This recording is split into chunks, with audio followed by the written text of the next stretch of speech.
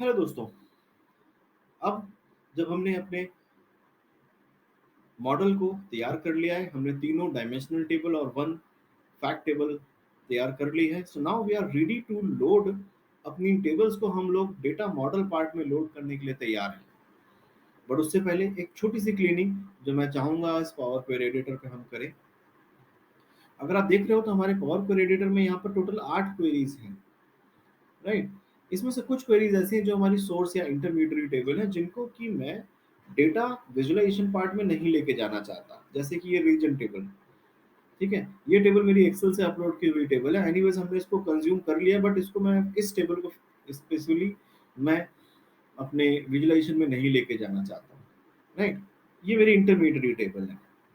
इसको थोड़ा सा बिट अरेंज करने की कोशिश करते हैं। उसके लिए यहाँ पे क्वेरीज वाले पार्ट में यहाँ पे अपन अगर राइट क्लिक करेंगे तो एक ऑप्शन आता है न्यू क्वेरी का, नो सॉरी न्यू ग्रुप का। यहाँ पर हम एक नया ग्रुप क्रिएट करते हैं और उसका नाम देते हैं सोर्स टेबल्स। जैसे हमने किया, आप देखो तो यहाँ पर एक सोर्स टेबल करके एक फोल्डर बन के आ गया, जो कि अभी खाली है। और एक बाकी सारी क्वेरीज एक अदर क्वेरीज करके आ गया, जिसमें 8 क्वेरीज हैं। इस एथलीट विंटर गेम को मैंने यहाँ से पिक करता हूँ, ड्रैग करके मैं इसको सोर्स क्वेरी के सोर्स टेबल्स के ऊपर डालता हूँ। तो अभी सोर्स टेबल वाले फोल्डर में मेरे पास एक क्वेरी है और बाकी 7 क्वेरी अलग है। सिमिलरली मैंने समर गेम्स को भी उधर डाल दिया, मैंने एथलीट गेम्स को भी ऊपर डाल देता हूँ, मैं इस रीजन टेबल को भी ऊपर डाल देता हूँ। तो नाउ मेरी सोर्स टेबल्स में ये 4 टेबल्स हैं, सोर्स टेबल्स वाले ग्रुप में ये 4 क्वेरीज हैं और अदर क्वेरीज वाले में ये 4 क्वेरीज हैं। इस अदर क्वेरी को भी मैं एक नया ग्रुप दे देता हूँ, जिसका नाम दे देता हूँ फाइनल टेबल्स।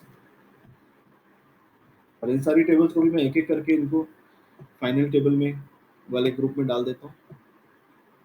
नाउ जब मुझे विजुअलाइजेशन करना है या डेटा मॉडल क्रिएट करना है, तो उसमें मुझे अपने डेटा मॉडलिंग पार्ट में सिर्फ इन 4 टेबल्स की जरूरत होगी। इन 4 टेबल्स की मुझे अभी कोई जरूरत नहीं है, इनको मैंने ऑलरेडी कंज्यूम करके अपनी ये 4 टेबल्स बनाई है, राइट। तो उसके लिए मैं चाहता हूँ कि जब भी ये लोड करे तो इन 4 टेबलों को स्किप कर दे, इनको लोड वहां पे ना करे। उसके लिए मैं एक टेबल पे क्लिक करूंगा, एथलीट्स विंटर गेम को मैं राइट क्लिक करूंगा, तो यहाँ पर एक ऑप्शन आता है इनेबल लोड। मैं इसको यहाँ पे टिक है, इसको मैं यहाँ पे डिसेबल कर दूंगा। डिसेबल किया, मैंने कंटिन्यू किया। जैसे डिसेबल को ओके किया, ये टेबल मेरा थोड़ा सा इटैलिसाइज हो गया, इसका फॉन्ट। और अब ये इसका राइट क्लिक करके देखो तो ये इनेबल लोड इसका डिसेबल्ड है।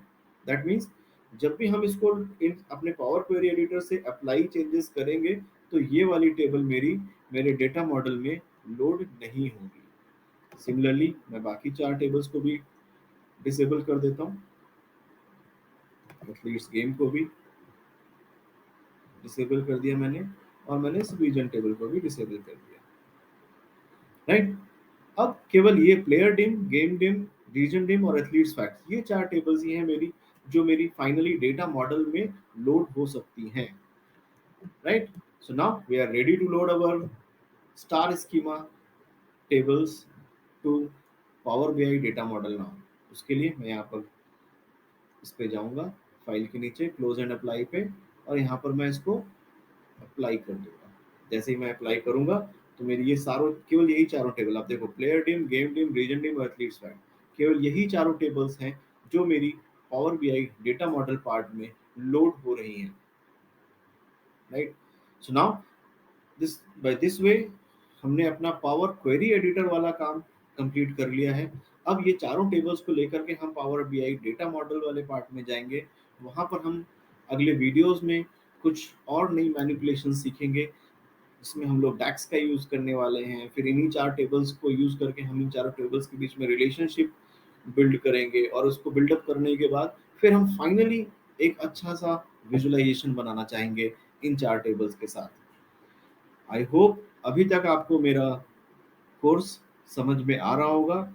और अगर आपकी कोई भी क्वेरीज हैं, तो आप Q&A सेक्शन में हमको क्वेश्चंस भेज सकते हैं, and we will try to answer all the questions in a day or two, right? So till then, thank you. We'll meet you in the fifth module of Microsoft Power BI course soon. Thank you.